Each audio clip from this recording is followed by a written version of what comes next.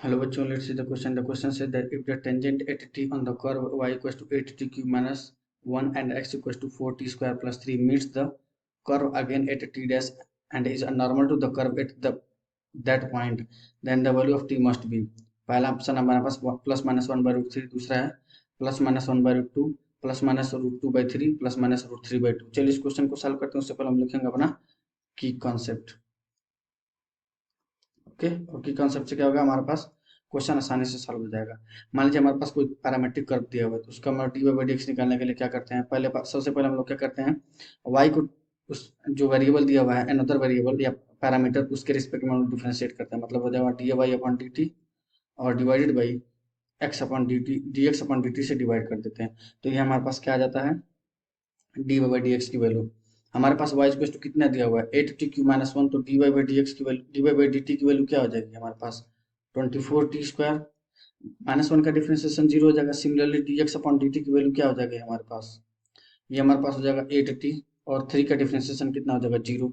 तो डी की कॉन्सेप्ट की हेल्प से D Y by D x की वैल्यू हमारे पास क्या हो जाएगी, ये हमारे पास होगा 24t स्क्वायर अपॉन 8t, जो किसके बराबर हो जाएगा, 3t। अब इक्वेशन ऑफ टेंजेंट हम लिख सकते हैं, जो कहाँ से पास हो रहा है, 4t square plus three comma 8t cube minus one से। ठीक है, लिख लेते हैं।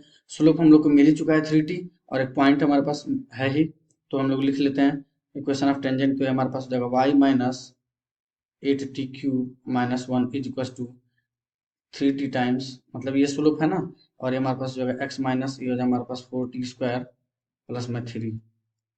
अब ये हमारे पास, अब हम लोग एक चीज करते हैं, क्या हो रहा है, लेट द टेंजेंट क्या हो रहा है, टी डैश पॉइंट में मिल रहा है, तो जो टी डैश का कोऑर्डिनेट हमारे पास क्या होगा, वो हमारे पास होगा 4t dash square plus three comma 8t dash cube minus one. तो ये पॉइंट क्या कर रहा होगा, इस टेंजेंट को सेटिस्फाई कर रहा होगा, इस लाइन को सेटिस्फाई करेगा या टेंजेंट को सेटिस्फाई करेगा, पुट कर देते हैं। तो ये हमारे पास कितना हो जाएगा, 8t dash cube minus one minus में 8t cube minus one is equal to 3t, और ये हमारे पास हो जाएगा x की वैल्यू है 4t dash square plus three, ये हमारे पास है minus 4t square minus three, हमने नेगेटिव को अंदर ले लिया है। ये हमारे पास जो है 8t cube 8t dash cube minus one minus 8t cube plus one is equal to कितना हो जाएगा 3t, और ये हमारे पास हो जाएगा 4 कॉमन ले लेते हैं।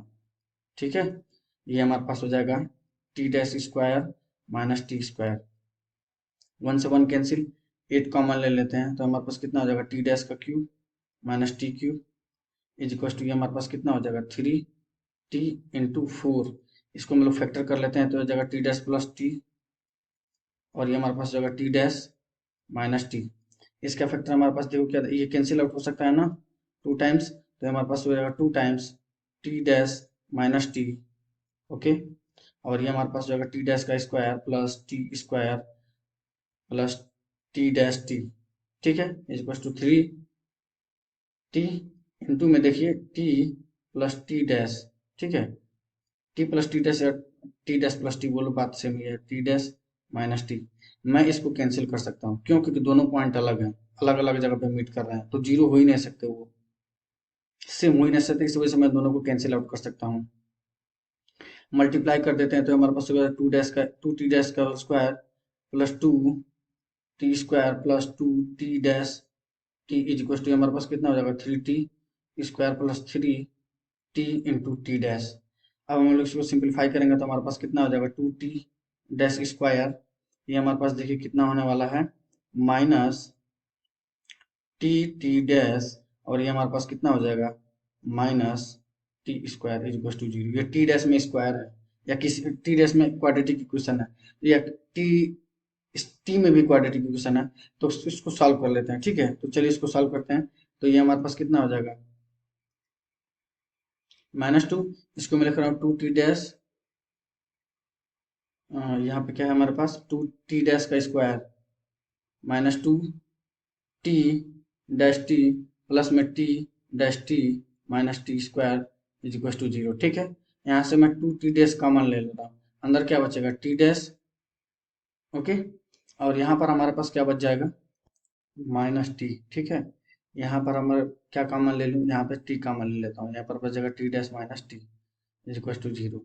फिर यहाँ से T dash minus T overall common, और यहाँ पर हमारे पास अगर two T dash plus T is equal to zero. ये फिर सेम नहीं, इक्वल टू जीरो नहीं सकता, क्यों? क्योंकि दोनों पॉइंट सेम हो जाएंगे, कोइंसाइड कर देंगे, तो सॉल्व करने का कोई फायदा क्या। तो यहाँ से हमारे पास t dash equal to minus t by two आ गया।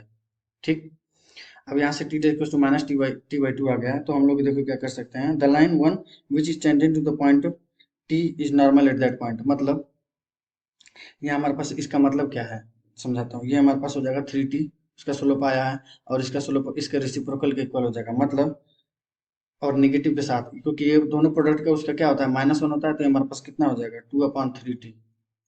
ठीक है, तो ये हमारे पास हो जाएगा nine t square is equal to two, या टी इज इक्वल टू कितना हो जाएगा हमारे पास, plus minus root two by three. तो देखते हैं कौन सा ऑप्शन मैच कर रहा है हमारे पास। Option number C is the correct one. I hope you will understand. Thank you so much.